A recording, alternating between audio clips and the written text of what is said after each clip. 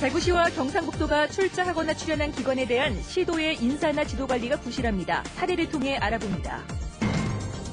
대구시 교육청이 오는 2015년 개교를 목표로 추진 중인 국제고등학교 설립이 여러 가지 난제로 표류하면서 개교가 늦어질 것으로 보입니다. 연중기획 아름다운 세상, 오늘은 폐결핵으로 고생하면서 어머니와 단둘이 어렵게 살고 있는 한 청년의 안타까운 사연을 소개합니다. 상호저축은행의 부정대출 혐의를 수사 중인 대구지검 포항지청이 포항 향토기업인 대하그룹의 부회장을 소환 조사했습니다. 네, 여러분 안녕하십니까? 대구 경북 소식 전해드립니다. 대구시와 경상북도가 출자하거나 출연한 기관에서 인사 관련 잡음이 끊이지 않고 있습니다. 대구와 경북 테크노파크가 대표적입니다. 돈을 대준 주체가 지자체다 보니 기관의 잘못을 덮기에 급급하기 때문인데 원장 연임 갈등을 빚고 있는 대구 경북 연구원도 같은 맥락으로 보입니다. 박재영 기자가 취재했습니다. 연구비와 사업비 허위 지출, 인건비 빼돌리기, 인사 잡음에 이르기까지 갖가지 비리가 드러나기까지 경북 테크노파크는 감시의 무풍지대에 놓여 있었습니다. 대구문화방송의 보도로 비리가 드러나면서 경찰이 수사에 나서 관련자가 입건됐고 감사원 감사까지 이루어졌습니다. 그런데 누구 하나 책임지는 사람이 없습니다. 지난해 200억 원의 예산을 지원한 경상북도는 숱한 의혹에다 비리가 확인됐는데도 불구하고 경영평가에서 C등급을 줘 사실상 면죄부를 줬다는 비판을 사고 있습니다. 한 해 수백억 원의 예산을 지원하는 산업통상자원부도 봐주기 논란에서 자유롭지 못하기는 마찬가지입니다. 시스템 문제, 그러니까 지경부라든가 경상북도가 이제 같이 출연하는 기관이라는 그래서 책임 관계가 있던 이 모호하다는 어떤 그런 측면이 있고, 그다음에 또 하나는 그러한 시스템조차도 정상적으로 작동하지 않는데. 대구 경북 연구원장 선임과 관련해서도 각종 난맥상이 드러나고 있습니다. 연구원들이 원장의 문제점을 고발하는 기자회견을 여는 등 인사 시스템을 개선하라는 목소리가 높지만 대구시와 경상북도는 최근 임시 이사회까지 잠정 연기하면서 여론의 눈치를 살피고 있습니다. 시장이나 지사가 낙점하는 식이 아니라 공정하고 객관적인 또 투명한 방식으로 이제 추천받고 시민들로 하여금 검증을 할 수 있는 그런 절차들이 좀 밟아져야 된다고 봅니다. 대구시와 경상북도의 출자 출연 기관이 각종 정파에서 벗어나 공정성과 객관성을 담보할 수 있는 인사 시스템을 갖춰야 한다는 목소리가 높습니다. MBC 뉴스 박지영입니다. 대구시 교육청이 오는 2015년 대구 국제고등학교를 북구에 열 계획입니다. 하지만 예산 때문에 예정대로 문을 열기는 어려울 것으로 보입니다. 금교신 기자가 취재했습니다. 지난해 국회를 통과한 교육국제화 특구법에 따라 대구시 교육청은 북구의 초중등학교에 국제학교 수준의 영어 연구학교를 운영할 계획입니다. 그리고 이 성과가 상급 학교로 이어질 수 있도록 2015년 개교를 목표로 공립고 형태의 영어와 중국어를 동시에 가르치는 국제고를 짓기로 했습니다. 중국 쪽에 집중해서 중국의 유수한 대학과 MOU를 체결해서 학생들이 중국으로 바로 진출할 수 있도록, 그래서 앞으로 중국 관련 글로벌한 인재들을 만들어내는데. 그러나 시작부터 암초에 부딪혔습니다. 2015년에 개교하려면 다음 달까지 학교 설립에 관한 기본 계획과 운영 과정이 확정돼야 하지만 아직 어디에 지을지조차 오리무중입니다. 대구시 교육청은 학교 설립 예산의 절반가량을 대구시와 북구청 그리고 교육청이 나눠서 분담해야 할 것으로 보고 있지만 대구시가 학교 설립에 미온적인 반응입니다. 특화 교육을 위해서 국제고 설립하는데 그만큼 재정을 투자하는 게 시기적으로 급한 문제냐, 정책적으로 당장 그런 의문을 제기할 거 아닙니까? 또 학비가 싼 공립 형태로 운영하려면 한 해 최소 50억 원의 운영비가 소요되는데 자금 확보가 여의치 않습니다.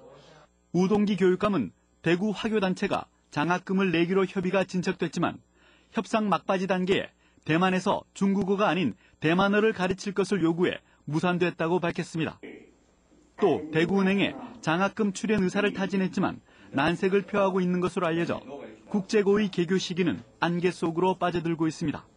전국 최초의 중국 전문 국제교 개교가 각종 난제로 표류하면서 대구를 영어교육 특구로 만들겠다는 교육당국의 야심찬 계획이 처음부터 흔들리고 있습니다. MBC 뉴스 금교신입니다. 한국공항공사 대구 지부는 중국 텐진 항공이 모레부터 대구 텐진 간 항공기 운항을 시작하는데 월요일과 금요일을 제외하고 매일 밤 8시 대구에 도착해 밤 9시에 대구를 출발한다고 밝혔습니다.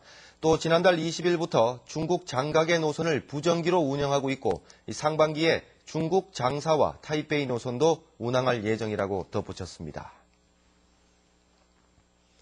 국립문화재연구소는 오늘 국보 21호인 불국사 석가탑을 47년 만에 해체해 2층 옥계석을 해체하고 사리장엄구를 수습했습니다. 사리장엄구는 47년 전인 1966년 해체 수리 때 넣은 복제품이 대부분이지만 은재 사리호와 목재 사리병은 진품인데 재봉안 여부는 추후에 결정됩니다. 또 수습한 사리는 석탑 복원 전까지 불국사 무설전에 모시고 사리 친견 법회를 개최할 예정입니다. 흡연자들의 설 자리가 점점 좁아지고 있습니다. 대구 도심공원에 이어서 이달부터는 역과 버스터미널 일대도 금연구역으로 지정됐는데요. 하지만 단속 인력은 부족하고 흡연자들의 불만도 높아서 보완해야 할 점이 많아 보입니다. 김은혜 기자가 취재했습니다.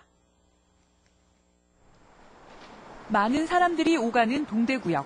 잿더리가 있던 출입구 앞이 한산해진 대신 한켠에 마련된 흡연실로 사람들이 몰려듭니다. 이달부터 동대구역과 고속터미널 등 동구 일대 22곳이 금연구역으로 지정됐습니다. 담배 냄새가 굉장히 역하죠. 역하고 또 아무래도 공공장소에서 개인 기호품, 기호 생활이지만 남한테 피해를 줄 수 있는 기호이기 때문에 이게 좀 절제되지 않나 그런 생각이 듭니다. 지난해 8월 대구 동성로를 시작으로 지난달에는 국제보상운동 기념공원과 228 기념공원, 6월부터는 수성못 일대에서도 담배를 피울 수 없습니다. 애연가들은 흡연구역도 보장돼야 한다는 의견을 내놓습니다. 간접흡연이나 이런 걸로 피해 보는 것보다는 차라리 금연구역 많이 늘어나고 늘어나는 만큼 이런 시설도 많이 늘어나면 그게 더 좋지 않을까.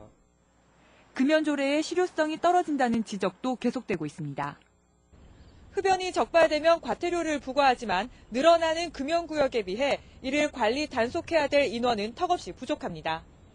시청과 중구청이 단속 인력을 채용했을 뿐 다른 지자체는 보건소 직원들이 금연구역 단속 업무까지 떠안고 있고 주말과 휴일은 사실상 단속이 불가능합니다. 꼭 그 과태료 부과가 목적이 아니기 때문에 일단 많이 홍보하고 몇 건이라도 누가 거기서 피우다가 적발이 됐다. 또 이제 저렇게 단속 반원들이 옷을 입고 이렇게 단속하러 다니는 그 자체가 좀 중요한 것 같습니다. 앞으로 금연구역이 더욱 확대될 전망인 가운데 흡연자와 비흡연자 모두 공감할 수 있는 제도 운영이 필요해 보입니다. MBC 뉴스 김은혜입니다. 포항 향토기업인 대하그룹이 상호저축은행의 부정대출 혐의로 수개월째 검찰 수사를 받고 있습니다. 황인철 부회장까지 오늘 검찰에 소환됐습니다. 김형희 기자가 보도합니다. 대구지검 포항지청은 오늘 황인철 대하그룹 부회장을 전격 소환해 장시간 조사를 벌였습니다. 검찰은 은행 대주주인 황 씨를 상대로 부정대출이 이루어진 경위와 사용처 등에 대해 강도 높은 조사를 벌인 것으로 알려졌습니다. 특히 대하그룹의 2인자인 황인철 부회장을 소환 조사한 점으로 볼 때 검찰이 불법 대출 정황에 대한 혐의 입증을 상당 부분 자신하고 있는 것으로 보입니다. 검찰은 지난 2월 대하와 대원저축은행 그리고 대주주의 자택 등에 대해 압수수색을 벌였고 지난달 임직원을 소환 조사하며 혐의 내용을 확인해 왔습니다. 금융감독원이 지난 연말 파악한 2개 상호저축은행의 부정대출 규모는 190여 원으로 알려져 있습니다.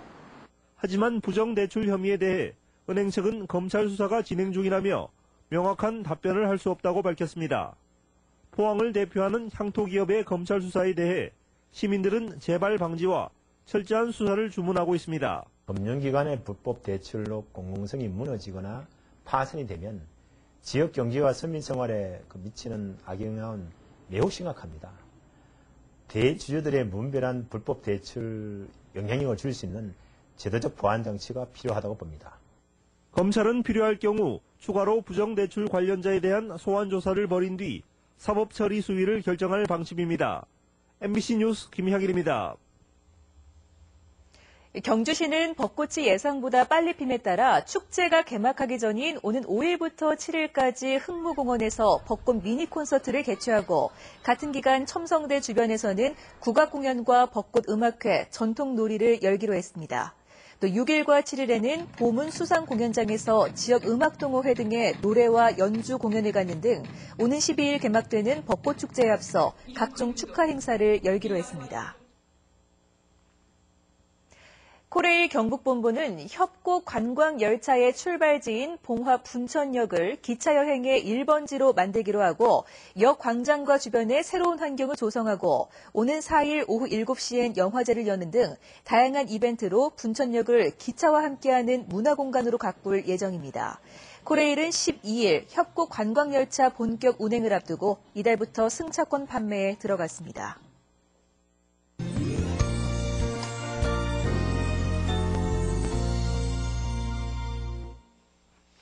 네, 아마도 삶의 벼랑 끝으로 내몰린다는 게 이런 경우를 두고 하는 말이 아닐까 싶습니다. 어머니를 모시고 사는 20대 청년의 안타까운 사연인데요. 시민들의 관심이 필요해 보입니다. 권윤수 기자가 전합니다. 올해 25살의 김용 씨. 10여 년 전 아버지를 여의고 어머니와 단둘이 살고 있습니다. 어머니가 정신질환을 앓고 있어 생계를 책임져야 했던 김 씨는 다니던 대학을 포기하고 2년 전 생업전선에 뛰어들었습니다. 궁핍한 생활에서 벗어나려고 야근까지 자처하며 일을 했지만 취업 8개월 만에 그 꿈이 산산조각 나고 말았습니다. 갑자기 폐결핵이 찾아온 겁니다. 폐를 삼켜버린 결핵균이 온몸에 장기로 퍼져 일어나 앉아있기도 힘들어졌습니다. 나도 그래 무슨 이런 병이 다 있노 싶다. 야. 엄마한테 해준 게 없어가지고. 괜찮다. 내가 니한테 바래는 한 개도 없는데.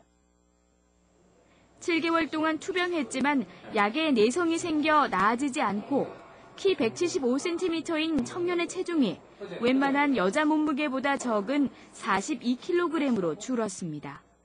증상이 굉장히 악화된 경우에는 사실 입원을 좀 해서 영양 공급을 좀 하고 하는 것이 좋은데 김윤 씨 같은 경우에는 또 가정 형편도 좀 어렵고 해서 월 60여만 원의 기초생활수급비로는 입원 치료를 엄두조차 내지 못하고 있습니다. 더도 말고 덜도 말고 그저 평범하게만이라도 살 수 있었으면 좋겠다는 김용 씨. 감당하기 힘든 무게로 짓눌리는 고통의 나날이지만 원망보다 희망을 가슴에 품고 사는 20대 청년은 자신보다 항상 어머니가 먼저라고 말했습니다. 아직도 그런 생각이 좀 많이 나요. 나도 좀 재밌게 대학생활 해보고 싶은데 못해서 아쉽지만 그래도 집이 먼저고 엄마가 먼저니까. MBC 뉴스 권윤수입니다. 매출의 일부를 기부하는 착한 가게 캠페인에 법률사무소가 최초로 동참했습니다. 대구 사회복지공동모금회는 중소규모의 자영업 종사자들이 매출의 일부를 정기적으로 기부하는 착한 가게에 장익현 법률사무소가 동참하기로 했는데 법률사무소가 동참하기는 지역에서 처음이라고 밝혔습니다. 한편 대구에는 198곳의 착한 가게가 있습니다. 대구 동부경찰서는 주차된 외제 승용차를 훔치고 필로폰을 투약한 혐의로 48살 이모 씨를 붙잡아 조사하고 있습니다. 경찰에 따르면 이 씨는 지난달 25일 오후 5시 30분쯤 대구시 봉덕동의 한 도로에 열쇠가 꽂힌 채 주차된 2천만 원 상당의 외제 승용차를 훔쳐 달아나고 지난달 28일에는 수성구의 한 모텔에서 필로폰 0.03g을 투약한 혐의를 받고 있습니다. 대구지방경찰청은 지난달 1일 동구 팔공산로와 수성구의 범안로, 달성구 호림로 등 간선도로에서 차량을 불법 개조해 도로교통법을 위반하며 마구 달린 혐의로 24살 김모 씨 등 4명을 입건했습니다. 경찰은 지난달부터 경찰관 12명으로 구성된 폭주카 전담팀을 구성해 단속하고 있는데 간선도로에서 폭주 행위를 한 22명을 추적하고 있습니다. 대구지방검찰청이 지난해 치러진 18대 대선을 전후해 지역에서 적발된 선거법 위반 사범 56명 가운데 27명을 기소했습니다. 네, 지금까지 대구 경북 소식 전해드렸습니다. 시청해주신 여러분 고맙습니다.